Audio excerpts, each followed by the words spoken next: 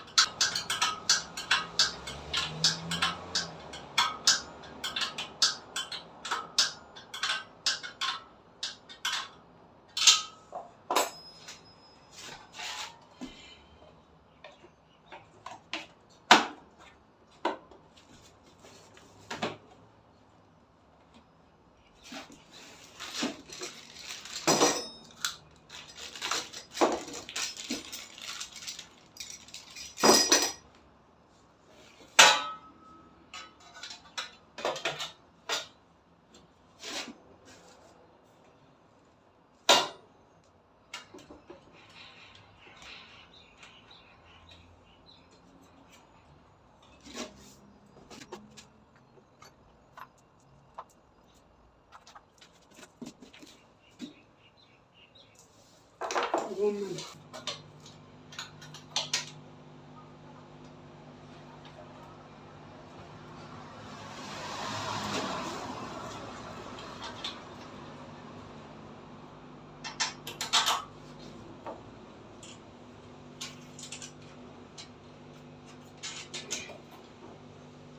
Мына аралыққа бұраған болтымыз өте ұзын болып кетпеу керек.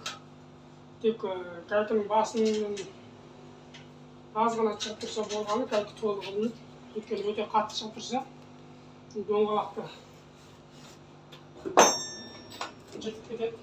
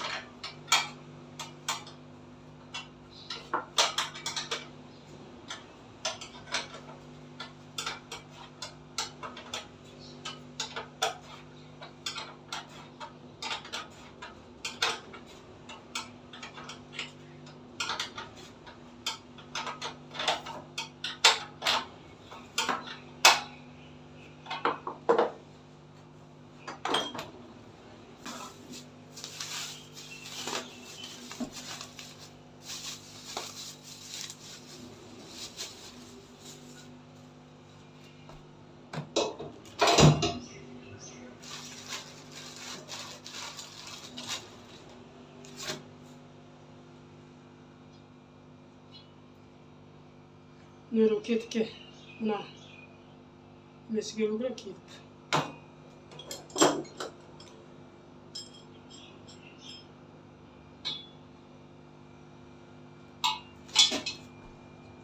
Мынау міндетті түрде мына жағы осы шемшаққа қойып.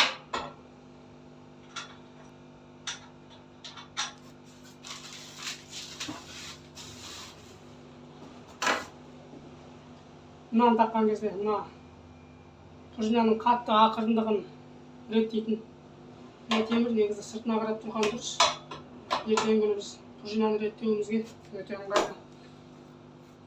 Бұның болттары бар, мына шетінде ағы бар өзінің. 14-пен бұралады.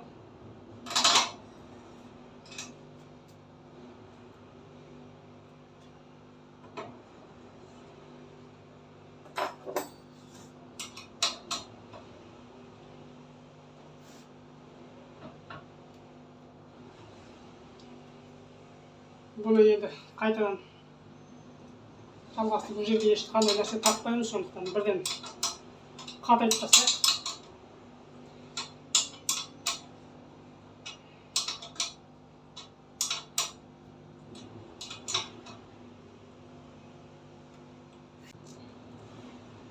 Мынандай домалақ болады, үлкен шайбымен мына жеріне келеді. Енді бұл жерге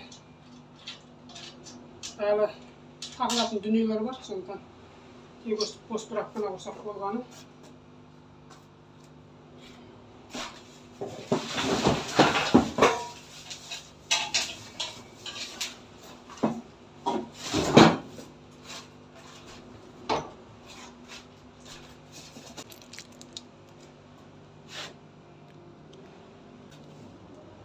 Енді бұл артқы доңғалақтың тормызы мыналары осылай шашылып келеді. Бұларды құрап жинап алайық. Мынаны құрап алдық. Өзі мынандай арты 4 болттар бар. Солармен кәйкімен қатырып, мына шеттерін басып соғымыз керек, кәйкінің босап кетпеу үшін қатты дірілге.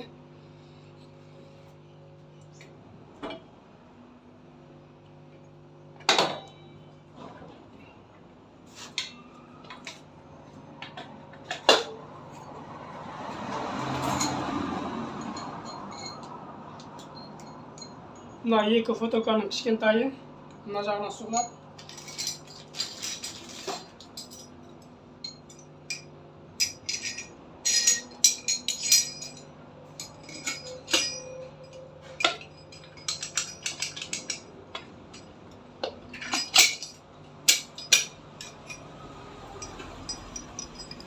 үлкені тормоз жаққа кетеді.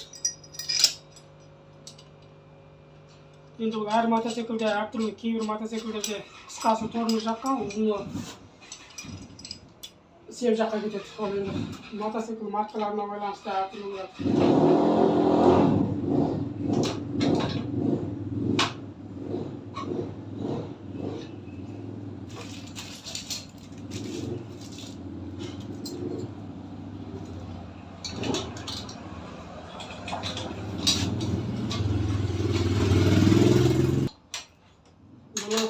Уақытша сәл доңғалақ түсіп кетпейтіндей қылып қатайта тұрсақ болғаны. Артынан кейін себірет деген кезде тағы себірет деп болғаннан кейін қатайтатын боламыз.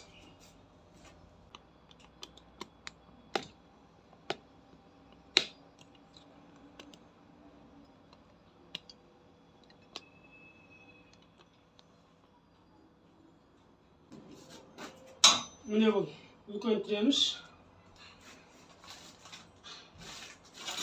Үлкен тіреміштің қасында мынандай резиналары болады.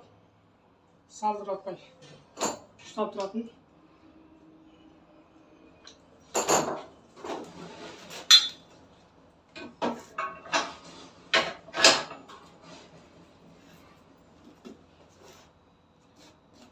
Мынау тормозды ұстап тұратын бастапқысы. Мынандай болттар болады.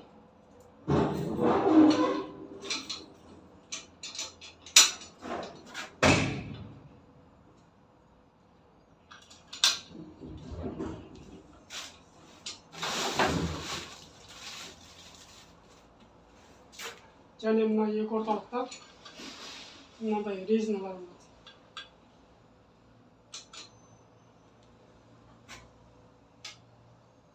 Шайба, драйвер, содан бар фото.